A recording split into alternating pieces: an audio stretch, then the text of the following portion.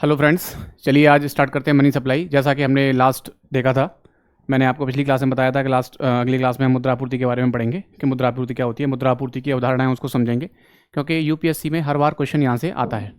ये काफ़ी महत्वपूर्ण टॉपिक है और इस टॉपिक को ढंग से समझना चाहिए, क्योंकि हर बार यूपीएससी में एक क्वेश्चन यहाँ से जरूर आया है और यूपीएससी और अदर पीसीएस स्टेट के एग्जाम में यहाँ से क्वेश्चन हर बार आता ही है। इससे पहले हमने टॉपिक स्टार्ट किया था मुद्रा।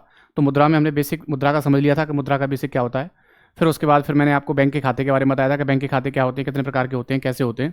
फिर उसमें मैंने मांग देयता और सावधि देयता के बारे में बताया था। डिमांड डिपॉजिट और टाइमली डिपॉजिट के बारे में मैंने आपको बताया था। उसके बाद फिर मैंने आपको बताया था कि डाकघर बैंक होती है और जो नॉर्मल बैंक होती है उसमें क्या डिफरेंस होता है, तो ये पता होना चाहिए। तो बेसिकली डिफरेंस क्या होता है कि डाकघर बैंक जो होती है वो ऋण नहीं देती और उसमें हम सेविंग अकाउंट खोल सकते हैं, लेकिन हम चालू खाता उसमें नहीं खोल सकते। तो दो बेसिक डिफरेंस थे उसमें। डिफरेंस और बहुत सारे थे, लेकिन दो मुख्य थे। एक तो वो ऋण नहीं देती और दूसरा क्या है कि उसमें हम चालू खाता नहीं खोल सकते। तो चलिए हम आगे स्टार्ट करते हैं। मुद्रा आपूर्ति। मुद्रा आपूर्ति क्या होती है, ठीक है।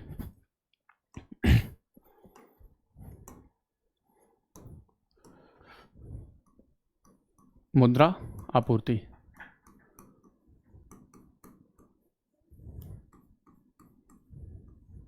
Money supply.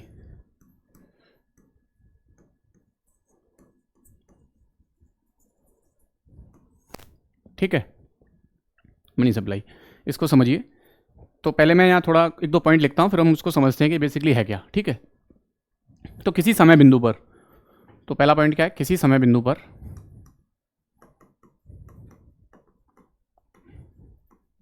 मैं समय बिंदु क्या होता है पिछली क्लास में समझा चुका हूँ। किसी समय बिंदु पर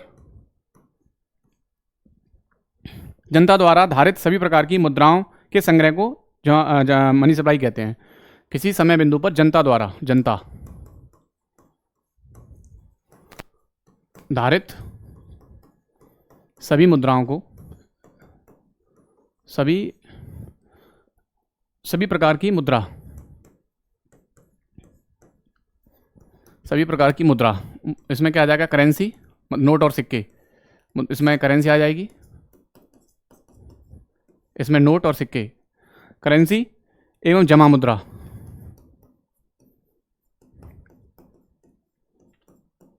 जो मुद्रा बैंक में डिपॉजिट की हुई है, ठीक है। सभी प्रकार की मुद्रा के संग्रह को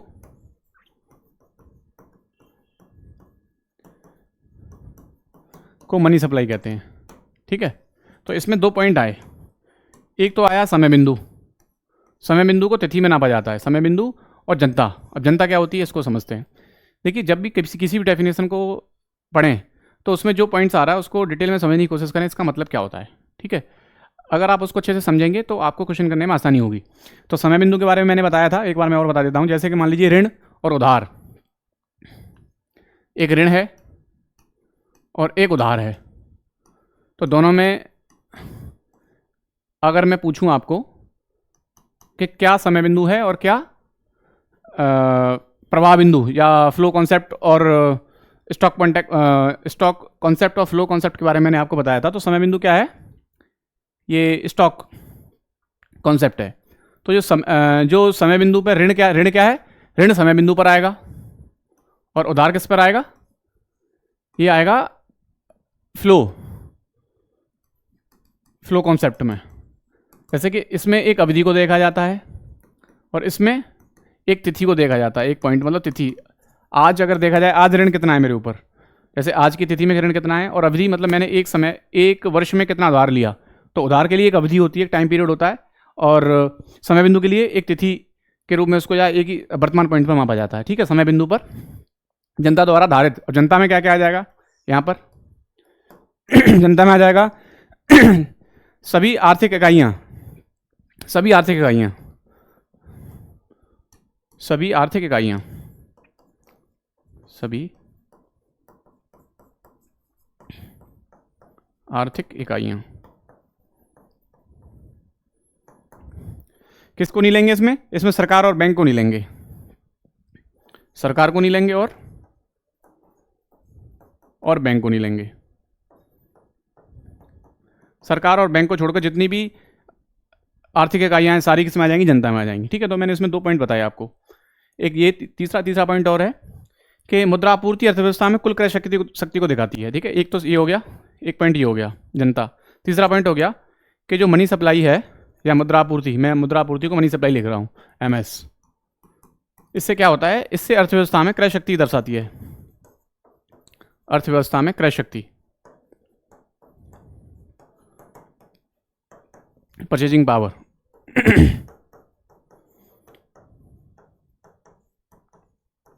अब जैसे मान लीजिए मेरी जेब में अगर 10 रुपये हैं या 100 रुपये हैं, तो मेरी परचेजिंग पावर है वही कितनी है, 100 रुपये। अगर मेरी पॉकेट में कितने रुपये हैं या मेरे पास कितनी मुद्रा है, वर्तमान समय में मेरे पास जितनी मुद्रा है वो मेरी क्या दर्शाएगी, क्रय शक्ति दर्शाएगी। ठीक है, आप ऐसे समझ सकते हैं इसको। तो मनी सप्लाई अर्थव्यवस्था में क्रय शक्ति दर्शाती है। मैं इसको दूसरे तरीके से बता देता हूँ आपको, एक और तरीका। जैसे मान लीजिए मैंने बताया आपको मनी सप्लाई क्या है, मनी सप्लाई करेंसी है, पहला पॉइंट ये, प्लस जमा मुद्रा है। करेंसी में क्या आ जाएगा, सिक्के और नोट दोनों। तो मनी सप्लाई क्या है, करेंसी है और जमा मुद्रा है। ठीक है, जो हमने बैंक में जमा कर रखी है। जैसे मैंने बैंक में खाते बताए थे आपको, चालू खाता, बचत खाता और RD FD, जहाँ भी हमने पैसा रखा हुआ है वो सारा पैसा किस में आएगा, जमा मुद्रा में आएगा। जमा मुद्रा भी 2 तरह की होती है, मैंने आपको बताया था, टाइम डिपॉजिट और दूसरा था डिमांड डिपॉजिट, खाते में मैंने आपको बताया था। तो मनी सप्लाई क्या है, करेंसी है और जमा मुद्रा है। और फिर मैंने बताया कि जनता क्या है, इसमें एक शब्द आया जनता के पास। तो जनता क्या थी, जनता में हम क्या करेंगे, जनता में हम सरकार को नहीं जोड़ेंगे और बैंक को नहीं जोड़ेंगे, सरकार को नहीं जोड़ेंगे प्लस बैंक को नहीं जोड़ेंगे। ये सरकार को नहीं जोड़ा और बैंक को नहीं जोड़ा। ठीक है, करेंसी इसको और इसको। ठीक है, तो मनी सप्लाई समझ में आएगा, जनता समझ में आएगा। तीसरा मैंने बताया कि जो मनी सप्लाई है वो क्या दिखाती है, क्रय शक्ति दिखाती है। जो मनी सप्लाई है वो क्या दिखाती है, वो क्रय शक्ति दिखाती है। क्रय शक्ति कितनी है, अब जैसे इसको ऐसे भी समझ सकते हैं। जैसे मान लीजिए मनी सप्लाई, जैसे मनी सप्लाई अगर मनी सप्लाई क्या दिखाएगी, क्रय शक्ति।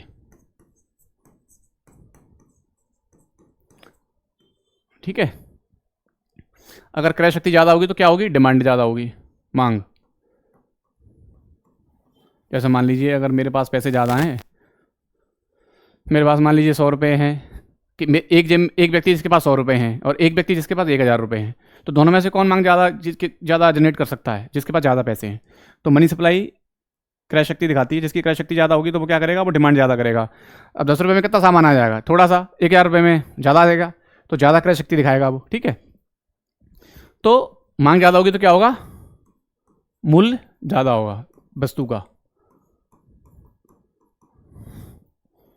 जब मूल्य ज़्यादा होगा तो इसी को क्या बोलते हैं, मुद्रास्फीति।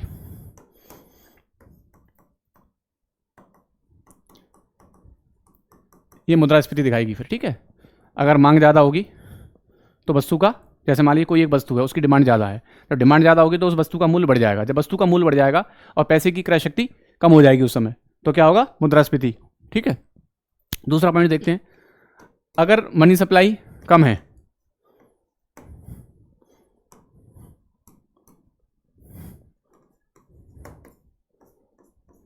अर्थव्यवस्था में मनी सप्लाई ज़्यादा है और यहाँ पर मनी सप्लाई कम है, तो क्या होगा, क्रय शक्ति कम होगी। फिर क्या होगा, यहाँ पर मांग ज़्यादा थी, यहाँ मांग क्या होगी, यहाँ मांग भी कम होगी। जब क्रय शक्ति, पैसे ही नहीं तो हम क्या खरीदेंगे, कुछ नहीं, डिमांड कम होगी। जब डिमांड कम होगी तो फिर क्या होगी, मूल्य किसी वस्तु का कम हो जाएगा, अर्थात उसका उत्पादन कम होगा। ठीक है, तो हम मूल्य लेके लिखते हैं उत्पादन कम होगा। तो बड़ी समस्या है, गवर्नमेंट के लिए बड़ी समस्या आ जाती है इस स्तर पर। अगर मनी सप्लाई ज़्यादा हो जाए अर्थव्यवस्था में तो भी समस्या का कारण बनती है, अर्थात मुद्रास्फीति को जन्म देती है। और वहीं दूसरी तरफ अगर अर्थव्यवस्था में मनी सप्लाई कम हो जाए तो वहीं पर उत्पादन का स्तर कम हो जाता है, अर्थात जब उत्पादन का स्तर कम हो जाएगा तो क्या होगा, आय कम सृजित होगी। ठीक है, तो ये दो चीज़ देखी हमने। मनी सप्लाई का, जब मनी सप्लाई बढ़ेगी अर्थव्यवस्था में तो उसका प्रभाव क्या होगा, और मनी सप्लाई अगर कम होगी तो अर्थव्यवस्था में तो उसका प्रभाव क्या होगा। ठीक है, ये हमने दोनों पॉइंट को यहाँ पर देखा। अब हम देखते हैं मुद्रा आपूर्ति की अवधारणाएं। ठीक है, मुद्रा आपूर्ति की अवधारणाओं में क्या क्या आता है वो एक 1 बाय 1 देखते हैं। ठीक है, अब जैसे मुद्रा आपूर्ति की अवधारणाएं क्या क्या हैं।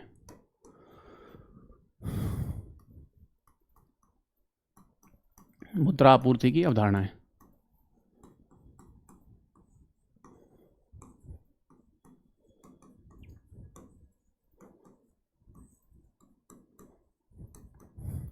मैं एक बार और रिवाइज करा देता हूँ।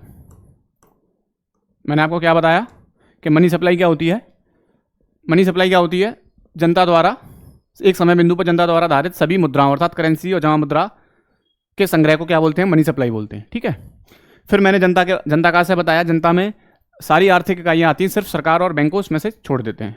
मनी सप्लाई क्या दिखाता है, मनी सप्लाई क्रय शक्ति दिखाता है। मनी सप्लाई जब का अर्थव्यवस्था में, जब मनी सप्लाई बढ़ती है अर्थव्यवस्था में तो क्या होता है, क्रय शक्ति बढ़ेगी अर्थात मुद्रास्फीति बढ़ती है।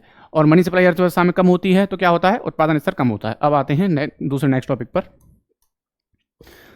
मुद्रा आपूर्ति की अवधारणाएं। तो देखिए पहली अवधारणा देखिए, M1, ये क्या होता है, M1 बराबर होता है CDD और OD, CDD प्लस OD। अब देखिए C क्या है यहाँ पर, जनता द्वारा धारित करेंसी। ठीक है, C क्या है, मैं इसको दूसरे पेन से लिखता हूँ, ये इसका M1 का फॉर्मूला है। M1 बराबर होता है ये C plus DD plus OD। अब C क्या है, C जनता द्वारा धारित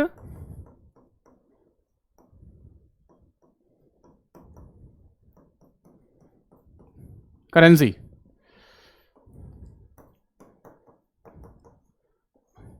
अर्थात ऐसा पैसा जो जनता की जेब में है, जो न किसी खाते में जमा है न किसी बैंक में जमा है, कहीं नहीं है, वो जनता की पॉकेट में है, तो उसको क्या बोलेंगे, C करेंसी।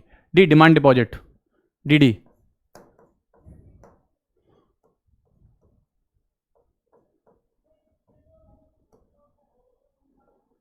DD बैंकों के पास निवल मांग जमाएं, net demand deposit with bank.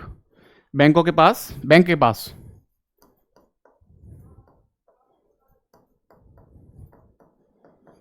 निवल मांग जमाएं,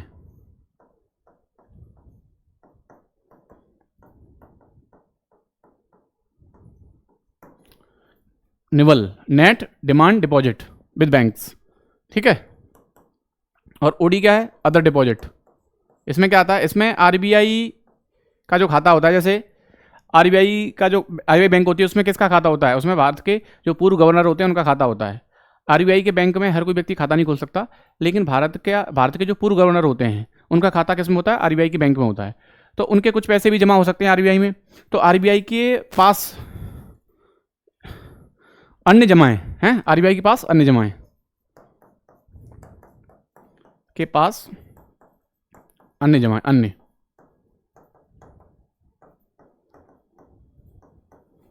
अब अन्य जमाएं क्या हैं, अब ये अन्य क्या हैं, अब इसको हम ऐसे देख सकते हैं, जो अन्य जमाएं हैं, जैसे इसमें RBI के पास भूतपूर्व गवर्नर का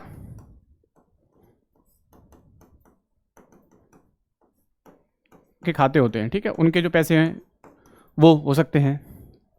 दूसरा, IMF का जो प्रतिनिधित्व है वो कौन करता है, IMF में प्रतिनिधित्व RBI के द्वारा होता है, तो RBI का जो IMF का खाता होता है वो भी इसी में होता है।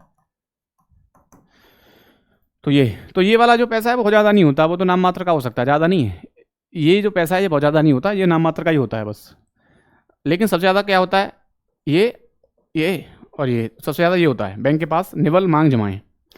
तो M1 में क्या आएगा, C plus GD plus OD। जैसे मैंने आपको पहले बताया था, बैंक बैंक के पास निवल मांग जमाएं। निवल मांग जमाएं में क्या आएगा, देखो जैसे मैं आपको बताता हूं, जैसे मैंने आपको खाते के प्रकार बताए थे, ये जो मैंने खाते के प्रकार बताए थे, तो उसमें बैंक में दो तरह के खाते खोल सकते हैं, चालू खाता और बचत खाता। इसमें क्या था, डिमांड डिपॉजिट की बात है, ये वाला और ये और ये आएगा M1 में, TD नहीं आएगा, ये नहीं आएगा, ये नहीं आएगा, क्या क्या आएगा, ये और ये। ठीक है, होपफुली आपको समझ में आ गया होगा। चलिए आगे बढ़ते हैं।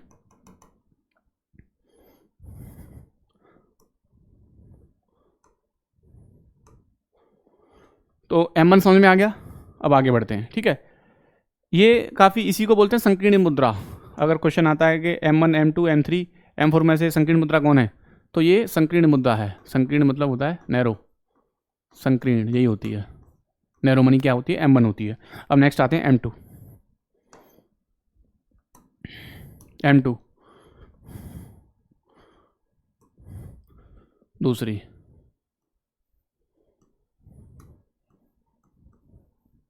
अब M2 बराबर क्या होगा, M2 बराबर M1 जो हम पहले देख चुके हैं अभी, वो प्लस डाक घर बैंक के बचत खाते की जमाएं। डाक घर बैंक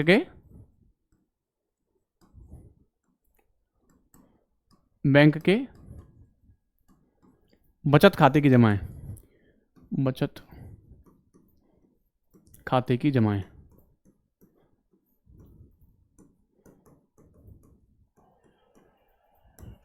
तो मैंने आपको बताया था कि डाकघर बैंक में कितने तरह के खाते होते हैं, 3 तरह के। तो उसमें जो सेविंग अकाउंट होता है बचत खाते की, मतलब सेविंग अकाउंट की, ठीक है, सिर्फ सेविंग अकाउंट की जमाएं आएंगी इसमें। तो अब क्या हो जाएगा, M3 क्या हो जाएगा, जैसे अगर हम इसको डिटेल खोलें तो M2 क्या हो जाएगा, सिंपल M1 जो हम देख चुके हैं अभी, M1 में क्या था, M1 में C plus DD plus OD जो हमने अभी देखा था, ये देखा था, M1 की वैल्यू यही तो थी, प्लस इसमें क्या आ जाएगा, पोस्ट ऑफिस बैंक का सेविंग अकाउंट। ठीक है, बस ये। अब देखिए M3 तीसरा, ये इसमें कुछ चीज़ें फैक्चुअल हैं, कुछ कॉन्सेप्चुअल ज़्यादा हैं। ठीक है, तो आप कोशिश कीजिए कि चीज़ों को समझिए कि बेसिकली हो क्या रहा है इसमें। ठीक है, तो अब देखिए M3, देखिए M3 में क्या क्या आएगा, M3 M1 प्लस TD, इसमें M1 plus TD time deposit, अर्थात M1 तो आएगा ही आएगा, साथ में क्या आ जाएगा, M1 की वैल्यू देख रहे हैं यहाँ पर क्या है, अगर M1 को हम डिटेल करें तो क्या है, M1 C plus DD demand deposit plus other deposit OD plus क्या आ जाएगा TD, देख पा रहे हैं। अब इसमें देखिए जनता द्वारा धारित मुद्राएं भी आ गई, है ना, डिमांड डिपॉजिट भी आ गई, बैंक की डिमांड डिपॉजिट, तीसरा अदर डिपॉजिट भी आ गई, चौथा TD टाइम डिपॉजिट भी आ गई। अब टाइम डिपॉजिट में तो सब आ रहा है, देख रहे हैं आप, टाइम डिपॉजिट में मैं पहले अभी हमने क्या, सेविंग अकाउंट और बचत अकाउंट और चालू अकाउंट, चालू खाता और बचत खाते में हमने देख रहे थे। तो जो बचत खाता था और चालू खाता था, उनमें जो भी डिमांड डिपॉजिट और टाइम डिपॉजिट जो थे, ये सब आ रहे हैं देखिए इसमें। ठीक है, तो इसको क्या बोलते हैं हम, इसको बोलते हैं ब्रॉड मनी, व्यापक मुद्रा, इसी को बोलते हैं। क्वेश्चन आता है अगर M1 M2 M3 M4 में से व्यापक मुद्रा कौन है, तो ये क्या है, व्यापक,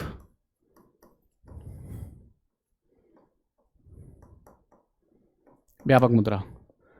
ये टाइम डिपॉजिट समझ में आ रहा होगा, मैंने खातों में बताया था आपको कि जो बचत खाता होता है उसमें डिमांड डिपॉजिट और टाइम डिपॉजिट दोनों होते हैं।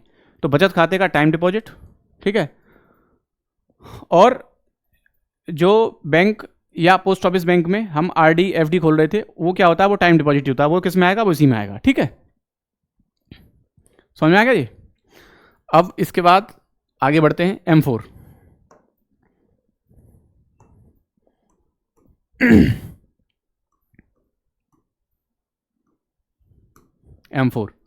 M4 मुद्रा क्या होती है,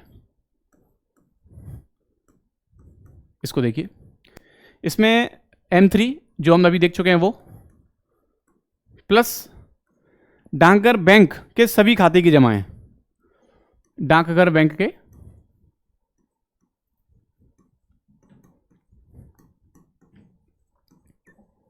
सभी खाते,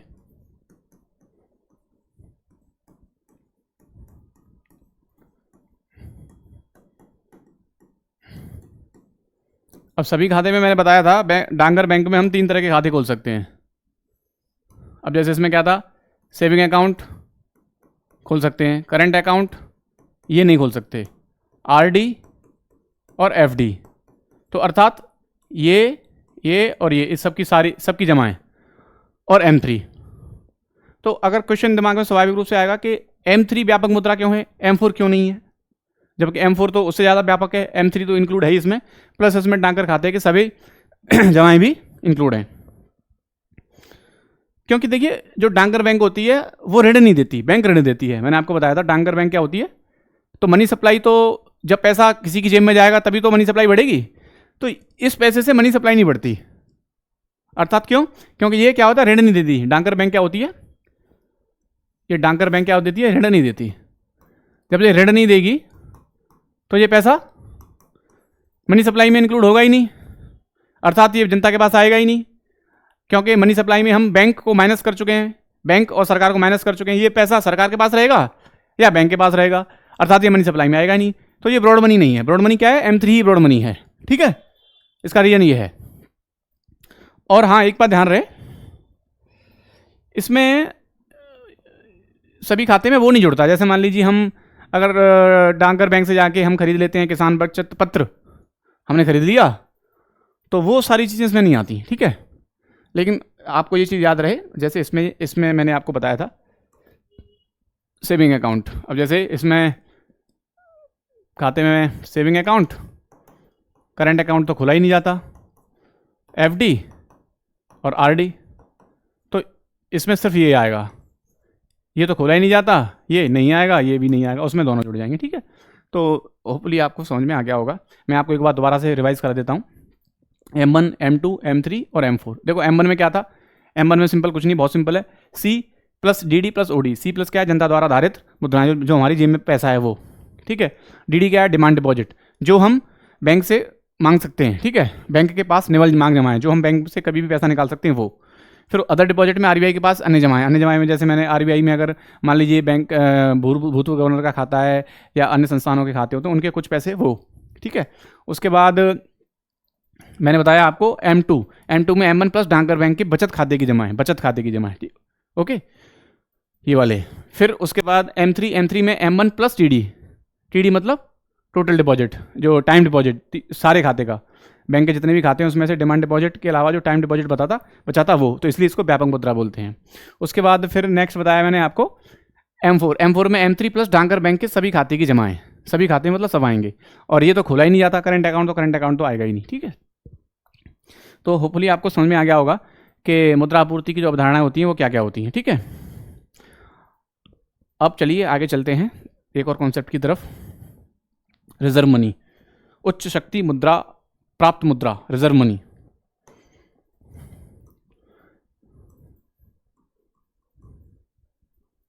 रिजर्व मनी उच्च शक्ति प्राप्त मुद्रा भी बोलते हैं इसको, और इसको हाई पावर मनी बोला जाता है, प्राइमरी मनी भी बोला जाता है। तो रिजर्व मनी को वैसे हम लिखते हैं M0 से, किससे लिखते हैं, रिजर्व मनी M0,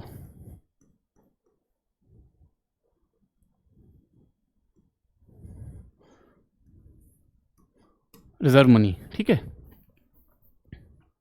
मैं इसको देवनागरी लिख देता हूँ, रिजर्व,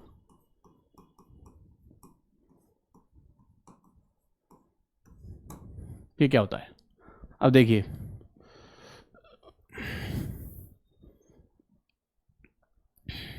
किसी समय बिंदु पर जनता एवं बैंकों द्वारा धारित सभी प्रकार की मुद्राओं का संग्रहण होता है। वैसे उसमें हम क्या देख रहे थे, किसी समय बिंदु पर,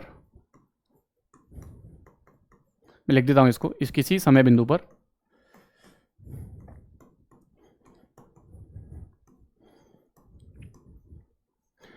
जनता एवं बैंकों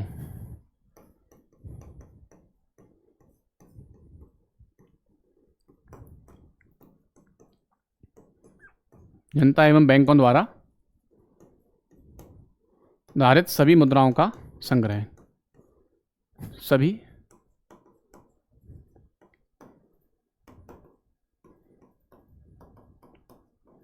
मुद्राओं का संग्रह क्या कहलाता है? M0 अर्थात रिजर्व मनी कहलाता है। देखिए रिजर्व मनी से question, money supply, reserve money और मनी मल्टीप्लायर अर्थात मुद्रा गुणांक, ये तीनों चीज़ें को जोड़ के क्वेश्चन आता है। तो हम मनी सप्लाई पढ़ चुके हैं और हम M0 पढ़ रहे हैं, तो थोड़ा इसको ध्यान दें, इस पर ध्यान दें। किसी समय बिंदु पर जनता एवं बैंक द्वारा, तो देखिए पहले उसमें क्या था, उसमें सिर्फ जनता थी, इसमें बैंक भी आ गया, ठीक है। के संग्रहण को क्या बोलते हैं? M0 बोलते हैं, ठीक है। तो इसमें क्या आ जाएगा? M0 करेंसी,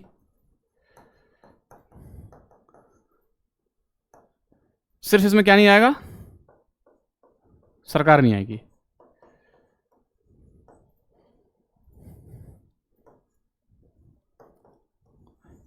क्या आएगा? जनता आएगी, दूसरा क्या आएगा? बैंक आ जाएंगे, सरकार नहीं आएगी, ठीक है।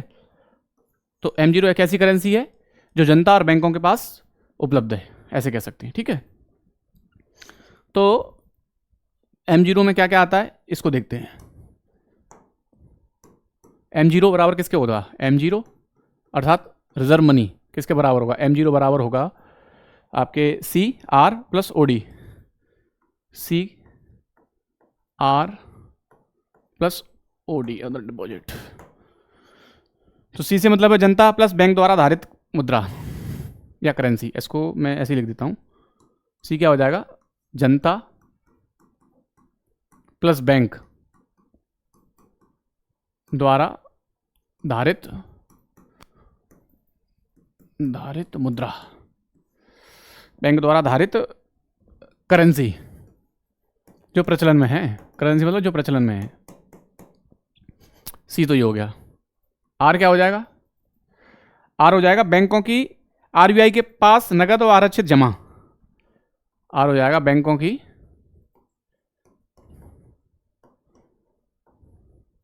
RBI के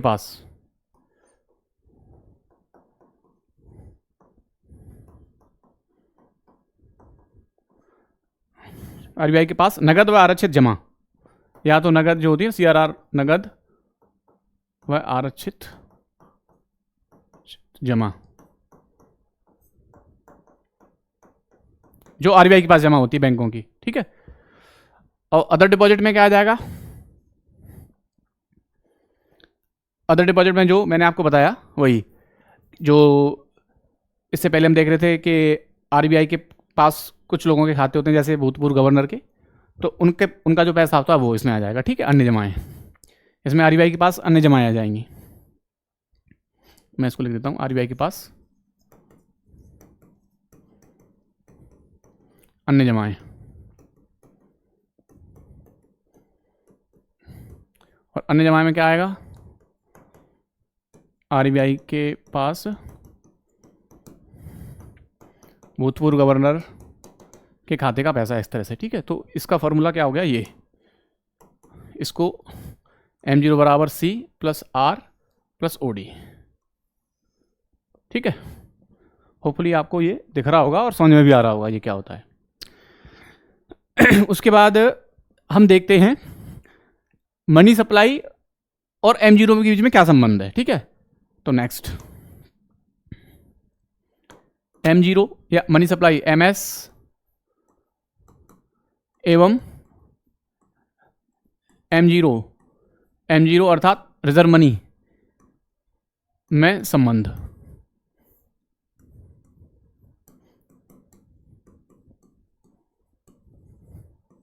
रिलेशन क्या है इसमें और इसमें, ठीक है। तो MS क्या होता है? मनी सप्लाई होता है M0 M into M0, M into M0। तो M क्या है? मुद्रा गुणांक। मुद्रा गुणांक। और ये क्या है? Reserve money. मनी सप्लाई बराबर M इंटू M0। तो M की वैल्यू कितनी आ जाएगी? M बराबर हो जाएगा MS अपॉन M0। अर्थात कह सकते हैं जो मनी गुणांक है वो क्या है? वो MS और M0 के बीच का अनुपात है। ठीक है, ये रिजर्व मुद्रा और मनी सप्लाई के बीच का अनुपात है M। ठीक है, समझ में आ रहा है? ये दिख रहा होगा आपको।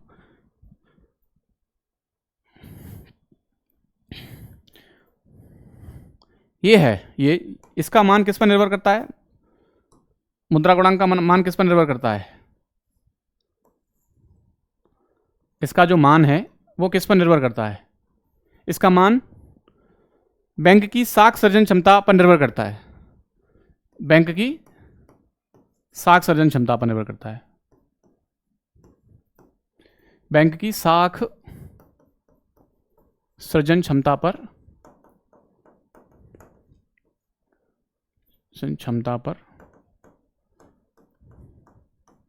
साख सर्जन क्षमता अर्थात ऋण देने की क्षमता। ये क्या होती है? ऋण देने की क्षमता को क्या बोलते हैं? कोई बैंक कितना ऋण दे रही है उसको क्या बोलते हैं? साख सर्जन क्षमता की क्षमता।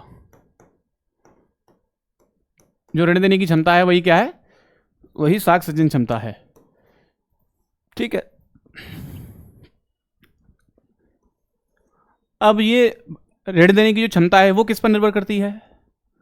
इतना तो समझ लिया हमने कि मनी सप्लाई और रिजर्व मनी के बीच में क्या संबंध है, ये हमने देख लिया कि MS बराबर होता है M into M0, M into M0। और M क्या है? मुद्रा गुणांक है। मुद्रा गुणांक क्या होता है? मुद्रा गुणांक बराबर होता है मुद्रा आपूर्ति और रिजर्व मनी के बीच का अनुपात। तो मुद्रा गुणांक का मान किस पर निर्भर करता है? ये बैंक की साख सर्जन क्षमता पर निर्भर करता है, अर्थात ऋण देने की क्षमता पर निर्भर करता है। बैंक की ऋण देने की क्षमता जितनी अधिक होगी उतना ही मनी मल्टीप्लायर अर्थात मुद्रा गुणांक अधिक होगा। ठीक है, अब जैसे बैंक की ऋण देने की क्षमता किस पर निर्भर करती है? अगर हम ये देखें ये किस पर निर्भर करता है, तो ये दो चीज़ पर निर्भर करता है, 1 और 2। पहला क्या? पहला ये हो सकता है कि मौद्रिक नीति क्या है?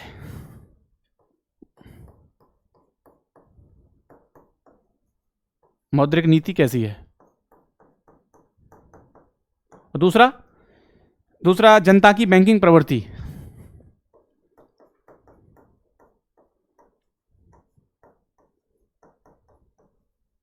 बैंकिंग प्रवृत्ति, हैबिट, बैंकिंग हैबिट है ना, प्रवृत्ति हैबिट,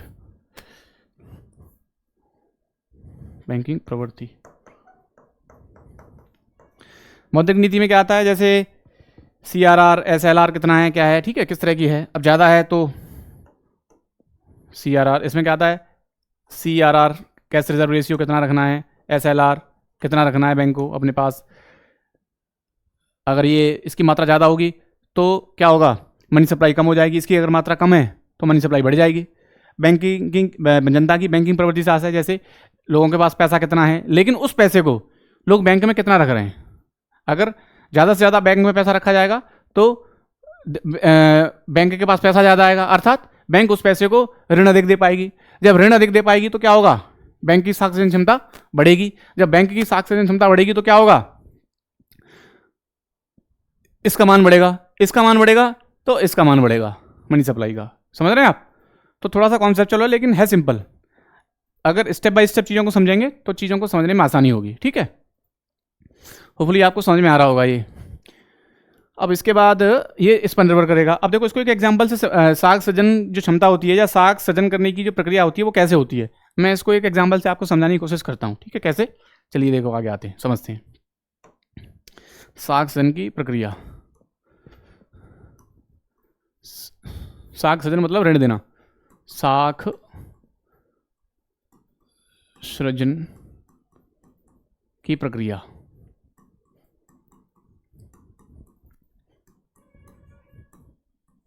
देखो कैसे होगी। देखिए, सरकार ने नोट छापा, सरकार ने नोट छापा 100 रुपये का, मान लीजिए 100 रुपये का नोट छापा सरकार ने। ये आ गया मान लीजिए किसी ए व्यक्ति के पास, ये ए व्यक्ति के पास मान लीजिए आ गया, ठीक है। भारत सरकार ने मान लीजिए 100 रुपये का नोट छापा और ये ए व्यक्ति के पास आ गया। अब इस ए व्यक्ति ने क्या किया कि इस पैसे को जाके जमा कर दिया एसबीआई बैंक में। ये व्यक्ति यहाँ से, इसके पास नोट था, ये यहाँ से 100 रुपये लेके पहुँचा एसबीआई बैंक में, स्टेट बैंक ऑफ इंडिया में जाके इसने जमा कर दिया। मान लीजिए बहुत से लोग होते हैं जो पैसे खर्च ही नहीं करते इनके पास पैसा आ जाएगा तुरंत बैंक में जाके जमा कर देंगे। तो अच्छी चीज़ है, करना चाहिए। बैंक, अगर आप ऐसा करेंगे, बैंक में जाके पैसा जमा करेंगे तो बैंक की साख क्षमता बढ़ेगी। तो देखिए 100 रुपये इसके पास, बैंक के पास आ गए, इस व्यक्ति के पास 100 रुपये आए। अब यहाँ से बैंक के पास 100 रुपये आ गए, ये इसके पास 100 रुपये बैंक के पास आ गए मान लीजिए। अब इसने क्या किया कि 20 रुपये अपने पास रख लिए बैंक ने, और इसने 80 रुपये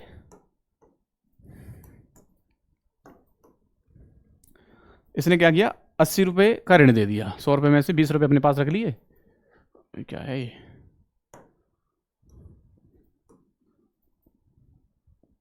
सॉरी, एसबीआई के पास पैसे आ गए तो इसने 20 रुपये रख लिए। मैं इसको पूरा लिखता हूँ। इसने क्या किया, एसबीआई में जाके 100 रुपये जमा कर दिए खाते में अपने। इसका अकाउंट था एसबीआई बैंक में, तो इसने अपने सेविंग अकाउंट में जाके जमा कर दिए। अब इसने क्या किया, बैंक ने 20 रुपये तो अपने पास रख लिए, 100 रुपये यहाँ पर इसने आके जमा कर दिए, और 80 रुपये का ऋण दे दिया बी को। 80 रुपये का ऋण दिया बी को।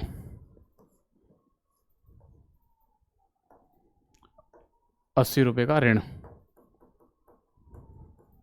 ठीक है, समझ में आ रहा है। अब बी से पैसे आ गए सी के पास।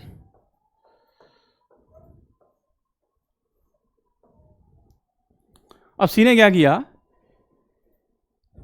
कि ये 80 रुपये जमा कर दिए। मान लीजिए इसका खाता था एचडीएफसी बैंक में, इसने एचडीएफसी बैंक में जाके 80 रुपये इसके पास आ गए, 80 रुपये इसने यहाँ पर जमा कर दिए,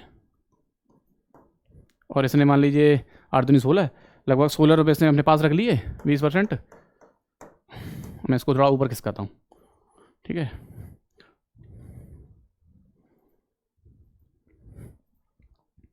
अब इसने क्या किया, बैंक ने कि 16 रुपये लगभग अपने पास रख लिए, और कितने बचे, 64 रुपये दे दिए डी को ऋण।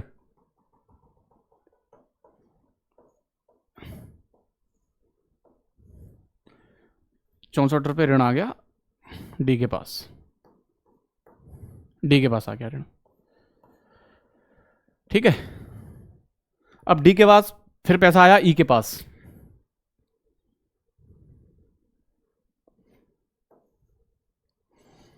दिख रहा है आपको,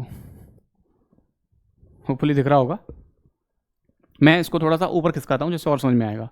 64 रुपये ऋण आ गए यहाँ पे, तो 64 रुपये इस डी के पास आ गए। डी के बाद फिर मैं, ये पैसा आ गया ई के पास,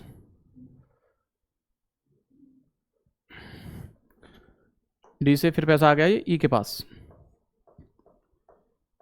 ई का खाता था मान लीजिए आईसीआई बैंक में, तो ये गया दौड़ा दौड़ा, फिर ये आईसीआई बैंक में रुपया जमा कर आया 64 रुपये। आईसीआई लगभग इसने 64 का 20% अपने पास रख लिया, 64 लगभग 12 रुपये अपने पास रख लिए। 52 रुपये इसने फिर दे दिए ऋण, 12 रुपये अपने पास रख के 52 रुपये का फिर ऋण दे दिया।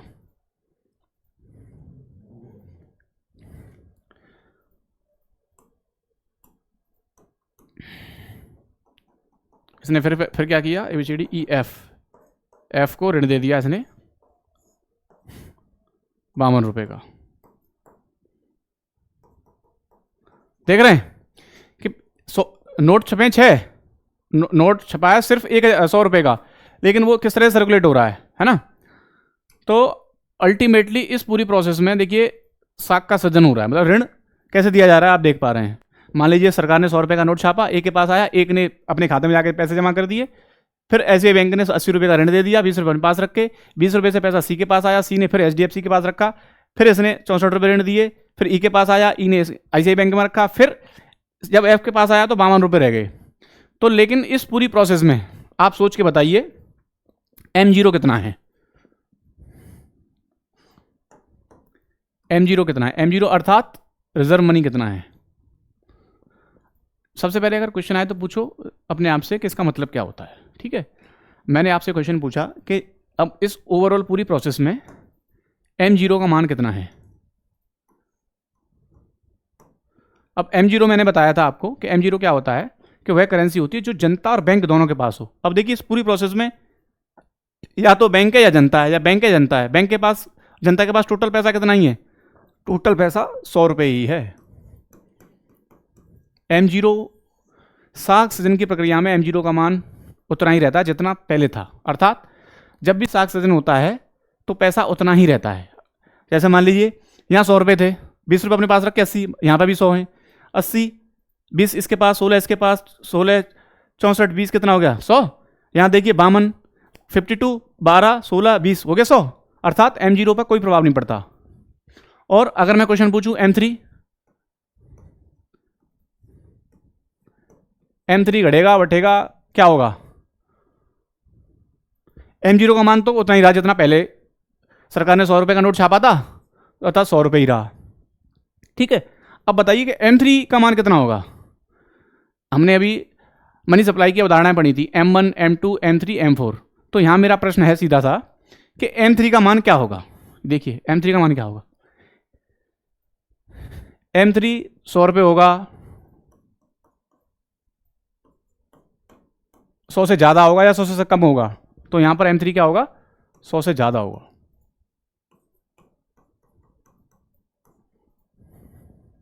ठीक है, अब देखिए एक क्वेश्चन आया था यूपीएससी में, हर बार आया है। अगर आप यूपीएससी के लास्ट ईयर के क्वेश्चन पेपर देखेंगे तो मनी मल्टीप्लायर पर हर बार क्वेश्चन आता है। मनी सप्लाई, मनी मल्टीप्लायर और रिजर्व मनी, इन तीनों टॉपिक को कंबाइन करके भी आता है, कभी कभी अलग भी आता है। तो ये तीनों टॉपिक बहुत ही इंपॉर्टेंट है यूपीएससी के लिए। यूपीएससी का तो हर बार प्रश्न आता है। तो देखिए एक प्रश्न था यूपीएससी में, अभी तो लास्ट ईयर ही क्वेश्चन आया था, लास्ट ईयर से लास्ट ईयर के क्वेश्चन सीधा ये था कि M मनी मल्टीप्लायर, M का मान कैसे बढ़ सकता है। क्वेश्चन ये था कि मनी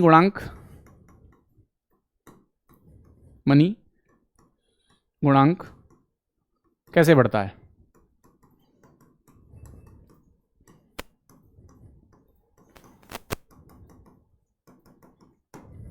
तो उसमें A था CRR बढ़ाकर, B था SLR बढ़ाकर, तीसरा था जनता की बैंकिंग प्रवृत्ति बढ़ाकर, बैंकिंग हैबिट बढ़ाकर, और एक था विकल्प में कोई नहीं। तो इसका क्या आंसर होगा, सिंपल, इसका आंसर क्या होगा, जनता की बैंकिंग हैबिट्स बढ़ाकर। CRR घटाकर नहीं, बढ़ाकर नहीं, घटाकर। क्यों, क्योंकि जब भी बैंक का, जब RBI द्वारा जब CRR बढ़ा दिया जाता है तो जो रिजर्व मनी, जो मतलब जो मनी सप्लाई होती है वो कम होगी। क्यों, क्योंकि जनता को बैंक को अपने पास जो नगद होगी उसका कुछ प्रतिशत अपने पास रखना पड़ेगा। मान लीजिए उसकी मात्रा 10%, अगर 10% है, मान लीजिए बैंक के पास पैसा आया 1000 रुपये, अब 1000 का 10% कितना है 100 रुपये, 100 रुपये रखना पड़ेगा, सिर्फ 900 रुपये ये ऋण के लिए दे सकते हैं। और इसको अगर बैंक बढ़ा के कर देती है 15%, तो फिर कितना रखना पड़ेगा 150 रुपये। तो अब कितनी हो जाएगी 850। तो बढ़ाने से क्या होगी, बढ़ाने से मनी सप्लाई कम होगी और कम करने से बढ़ेगी, इसका उल्टा। तो अगर ऑप्शन में ये होता CRR घटाकर तो वो आंसर हो सकता था, लेकिन यहाँ इसका आंसर क्या होगा, जनता की बैंकिंग प्रवृत्ति को बढ़ाकर। और उसके बीच में क्या संबंध है, इसको बहुत अच्छे से आप इसको समझिए। ये जो मैंने आपको ऐसा समझाया है, इसको एकदम दिमाग में फिट कर लीजिए कि बैंक साख सृजन कैसे करती है, अर्थात ऋण किस तरह से देती है। तो आप इसको समझिए। इससे पहले ये था कि MS और M0 अर्थात मनी सप्लाई और रिजर्व मनी के बीच में क्या संबंध है, और उस संबंध का मनी मल्टीप्लायर से क्या लेना देना है। तो मनी मल्टीप्लायर क्या है? अब जैसे मान लीजिए अगर आपको मनी सप्लाई निकालनी है तो रिजर्व मनी कितनी है? रिजर्व मनी अर्थात ऐसी मनी जो बैंक और जनता दोनों के पास है, उसका गुणा अगर मनी मल्टीप्लायर में करेंगे तो मनी सप्लाई आ जाएगी। ठीक है, तो इसका मान हमेशा ज़्यादा रहेगा, मनी सप्लाई का मान ज़्यादा आता है इससे। तो आपको ज़्यादा डीप में जाने की जरूरत नहीं, बहुत बेसिक सा समझिए कि इन दोनों के बीच में क्या संबंध होता है, और ये क्या है, ये मनी गुणांक क्या है, इसका मान बैंक की साख सृजन क्षमता पर निर्भर करता है, और बैंक की साख सृजन क्षमता किस मौद्रिक नीति अर्थात CRR SRR का मान घटने बढ़ने से संबंधित है, प्लस जनता की बैंकिंग प्रवृत्ति बढ़ने से है। अर्थात जनता जितना ज़्यादा पैसा बैंक में जाके जमा करेगी उसकी क्षमता उतनी ज़्यादा बढ़ेगी। ठीक है, किसकी? साख सृजन क्षमता, बैंक की। उसके बाद फिर मैंने आपको ये बैंक साख सृजन कैसे करती है ये मैंने समझाया आपको। उसके बाद फिर एक क्वेश्चन भी डिस्कस किया, और आपको अगर ये समझ में आ गया है तो आप लोग UPSC के या किसी भी स्टेट PCS के आप लास्ट के क्वेश्चंस निकालिए और उसमें देखिए मनी सप्लाई टॉपिक को निकालिए, और मनी सप्लाई के जितने भी क्वेश्चन हैं आप उनको लगाइए। मैं निश्चित कह सकता हूँ आपसे, अगर आपने ये समझ लिया है अच्छे से तो आपको कोई भी प्रश्न करने में कोई भी कठिनाई नहीं आएगी, आप सारे प्रश्न आसानी से कर लेंगे। और अगर आपको उसके बावजूद भी कोई प्रॉब्लम होती है तो आप कमेंट करके बताइए, आपको मैं दोबारा से फिर समझा दूंगा। चलिए आज इतना ही रखते हैं। इसके बाद मैं आपको अगली क्लास में मैं आपको ये बताऊंगा कि भारत सरकार नोट कैसे छापती है। ठीक है, नोट कैसे छपता है, कि बहुत से लोगों के माइंड में आता होगा कि भारत सरकार तो कितना भी नोट छाप सकती है, गरीबी कम कर सकती है। तो नोट छापने की क्या प्रक्रिया है, नोट कैसे छपता है, और नोट छपने की क्या पूरी प्रोसेस है, मैं आपको समझाऊंगा अच्छे से। चलिए आप पढ़ते रहिए। आज मैंने आपको ये सारी चीज़ें समझाई, आप इसको रिवाइज़ कीजिए, पढ़िए। चलिए मिलते हैं अगली क्लास में, बाय।